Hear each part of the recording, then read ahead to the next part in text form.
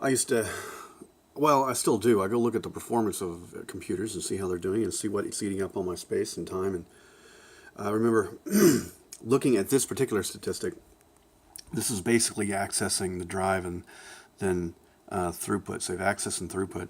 And you used to see, especially during boot up and things, this kind of number would just be slammed. It would just be a solid wall of 100%. And what was happening was the drive, of course, is trying to load one. If it tries to load one file, it moves the head to the front of that file, starts reading until it hits a gap, and then it would move the read head to another place, and it would start reading there until it hit the end of that piece, and then it would go to the next. And that's what the whole defragmentation thing was about. I worked for a company that makes flash drives, and I remember back before everybody had flash drives just in everything, and back before they were in laptops. God, I can't tell you the change, the improvement that flash drives made to laptops, especially because laptops always had really slow drives with a single head. So anyway, I remember one of our engineers writing a test that took the fastest seek time drive in the world and took a standard everyday piece of flash and sat there and fragmented the drives at different rates and wrote out a path comparing the fastest drives in the world to just standard flash. And flash performance levels at fragmentation was flatline. And you could see the drive, the seeking portion of the drive, this part of the path would just be slammed. And you see it just hit 100%, even at low levels of fragmentation. It would hit 100%, it would just stay there. It was locked during reads. What was happening is flash doesn't have a head moving around. That's what seek time is. Seek time is when it's moving from one place to read to the other. It's called seek time. You're not really getting any data. You might get it in cache and stuff like that because it is caching with data, or hard drives were. But when the physical hard drive was moving, you didn't get anything basically out of the drive, so you were screwed on that piece of performance. There was no point in making the cache any faster to cover that seek time, really, to be honest, because the throughput of the drive was fast enough to handle it with the seek time that you had on the drive.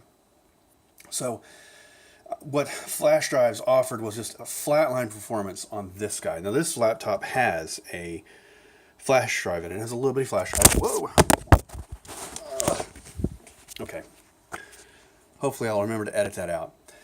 Now this laptop has a flash drive. This computer does not. None of these other laptops, none of them, because it costs money, right? No, they're all backup drives. This one's one of my laptops from work. I have more than one. The other one I have has a flash drive in it, and man, you talk about an improvement in performance overnight. Take the exact disk image off of a spinning drive and DD it. We all know what DD is.